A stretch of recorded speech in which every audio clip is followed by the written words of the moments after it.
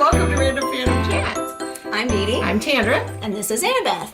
Today we're going to give you guys a nice Christmas special. Nothing too fancy. We're actually just going to list off, different Christmas movies that we try to watch every year. Because Christmas is pretty important in our family. Very much so. Mm-hmm. And we have, I think almost everybody has different holiday traditions. And even if you're not religious, there's usually a lot of secular holiday. Definitely. Still celebrate it. And I think almost everybody has different memories and all. And part of ours are watching holiday movies. Oh, yeah. Well, during pretty much from Thanksgiving on to throughout all of December, we, just go through our list. And usually one of the first we watch is It's a Wonderful Life. Not really much of a surprise. That's most people's favorites. Most people seem to like that movie, or at least know of it. If you've never seen it or heard of it, it's a good one to watch. It is old, and it is in black and white. It was actually not a very popular movie when it came out in the theaters. It didn't actually become popular until I was a youngster, back in the 70s. I think probably because of, the taboo, suicide portion of the movie is probably why it didn't really, was well received at first, is what I would think. Maybe. I'm not real sure. I haven't really researched that part of it that much. It is one of my top 3 movies of all time, because just the whole idea of what your life would be like if you had never lived, and how important you are to other people in the world is pretty cool. Well, and I feel like it really embodies a lot of what, I feel like Christmas should embody, in the sense that, you had this guy who, he didn't get to do what he wanted to in life, everything seemed to always get in his way, and, got stuck in this tiny little town, but he was still just a really good person. He helped out people, and he was a good person, and that came back to help him in the end, you had all these people that he helped, come together and help him in his time of need, and I really love that message. And it kind of sounds kind of cheesy, but I actually had a few Christmases growing up that reminds me of that a lot. We weren't real, didn't have a lot of money, we were pretty poor, and we had, and there was a couple of Christmases that actually reminded me of that whole togetherness and people coming together and stuff, so I think that's really what the holiday's all about. Well, I know people are always like, oh, it's so cheesy and whatnot, but you know what? I like cheesy stuff, okay? Sometimes it can get, a little bit that could have been better, but I like cheesy stuff, and I feel like they still, have important values and whatnot. Well, and it's obviously been popular enough, they've made it into all kinds of different versions of it throughout the years. Oh, yeah, sure. We were just talking about how you have a lot of TV shows that will have an It's a Wonderful Life inspired episode where, a character, something happens to them, they get knocked out and they have a dream sequence about what it would be like if they were never born, or in Warehouse 13, one of the artifacts that erased one of them from existence for a bit, So, it's interesting to see how much it's influenced even just, pop culture and other TV shows over the years. Yeah, they just come up with all kinds of versions of it. Another one we like to watch is Miracle on 34th Street. Once again, it's a black and white movie. Older. Kind of cheesy. They did make a newer one. I was not fond of the way they made the newer one.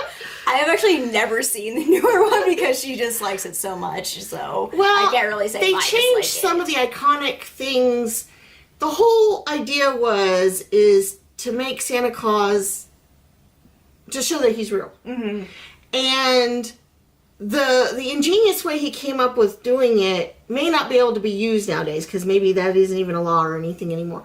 But, to show that Santa Claus is real, or could be considered real, is really cool. But in the newer movie, they kind of backpedaled on that a little bit, or did not make it made it a lot more open for interpretation. A little bit, or even more so of maybe he's not real, but it's okay to believe he is, or something.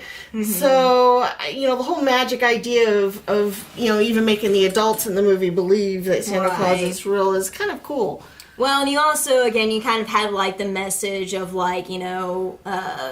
focusing on what's important during Christmas, not the commercialism, not, oh, I have to go out and buy all these Christmas presents, it's such a burden, but really just being there for your family and believing in the magic of Christmas. Right. And that's kind of, now an animated one that I grew up watching and was always really excited to see every year, because that was the only time I got to see it. It was every year. You didn't have on demand when you were right.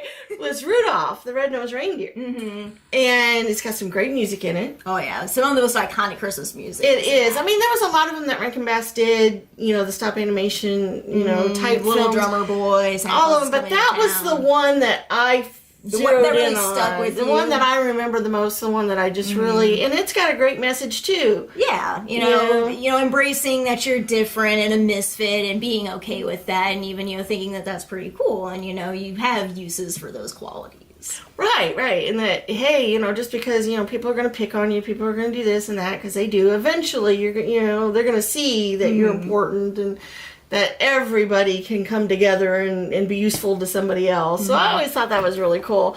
One thing that we always seem to mention whenever we watch Rudolph is how mean Santa Claus is. Yes! He's such a jerk! He's kind of a jerk. Yes. Like, he's honestly kind of bum humbug during the whole movie, because, there's a scene where, the elves are wanting to sing a song from him, and he's just like, oh my god, I can't believe I'm having to listen to these elves sing and whatnot. And and then the Island of Misfit Toys, we were always wondering what was wrong with the dolly. Right. She never seemed like anything was wrong with her. I mean, her hair was always kind of a little bit messy, but it's just And we looked up online, and somehow or another...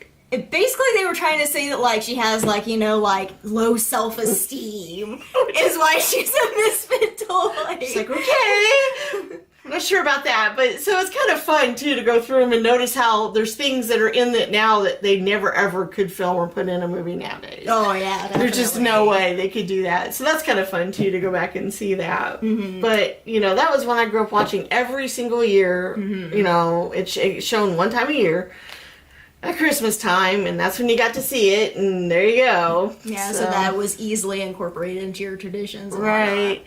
Now, another movie that we like to watch around Christmas in our household, and some people may not consider it a Christmas movie, but that's Meet Me in St. Louis. Mm-hmm. Yeah, we kind of still associate it with Christmas because one of the most iconic scenes in the movie takes place during Christmas, and Judy Garland sings a really beautiful version of Have Yourself a Merry Little Christmas. So I think that's kind of why we associate and kind of put it in with our Christmas movies. Yeah, I think just somehow or another it just kind of became a tradition for all of us to watch it. It is a musical, so you have to kind of like the idea of a musical. I like musicals, so which some people aren't that fond of, so you kind of got to watch that. But it's got Judy Garland, which you cannot love. Judy Garland. Well, and I love the family. It's just such an interesting family because you have all the kids of different ages. You have Tootie, who's this weird out there kid that I think we can all kind of identify with a little bit. We're I remember doing weird stuff like that. And she's 5, and then you got the 10-year-old, and it goes through all the seasons of the year, just Halloween and Christmas and.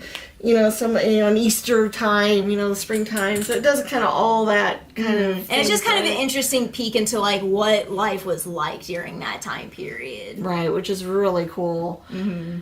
And another movie, which is actually a newer movie that we saw on Netflix. Well, there was another one before that, which is the Santa Claus. Oh, right.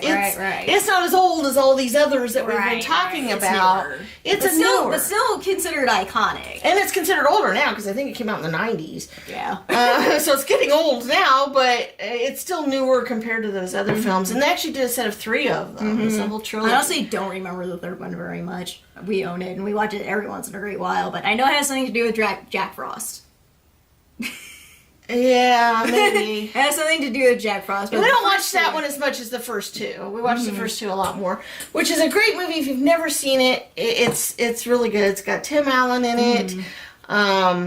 It has an interesting take on the whole Santa Claus lore. It does. That Santa Claus isn't just one person. It's that, it's a series of people. It's a series of people that you, take it on, the bat cowl, basically. Right, and I like how it changes him and makes him closer to his son, Charlie, which is really, really cool. It puts kind of magic back into their lives. It because does. Their whole family has been kind of disillusioned with Christmas and whatnot. And has some issues. And so that movie's just... It's just fun to watch. It's just one of those.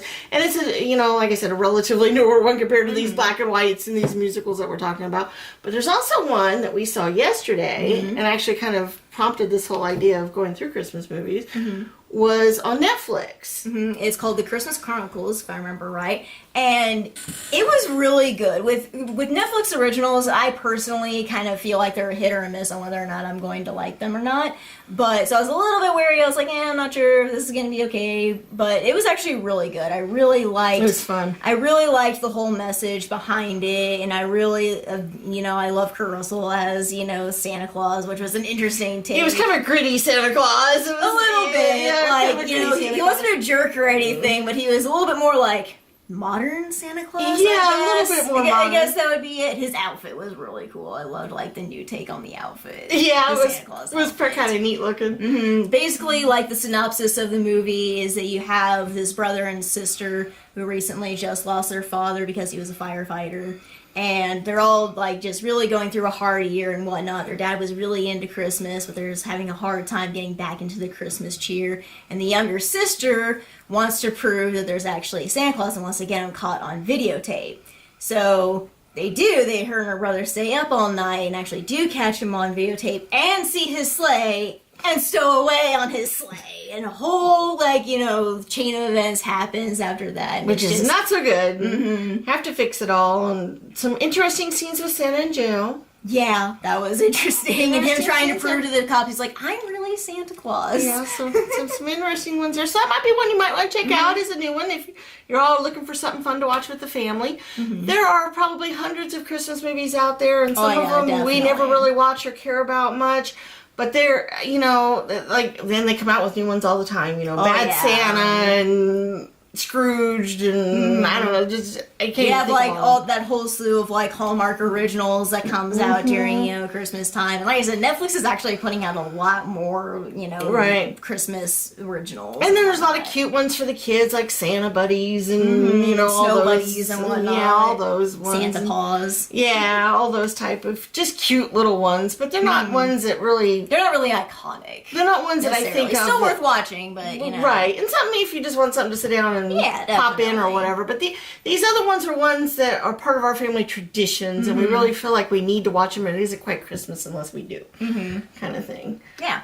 So if you guys want, you guys can go to the comments section and tell us what some of your Christmas traditions are. What are some of your favorite, you know, Christmas movies, newer ones? Do you like some of the older ones like us? You know, just kind of let us know and spread the holiday cheer a little bit. And I think that's probably good for this episode, and we would like to wish you and your family a very happy holiday.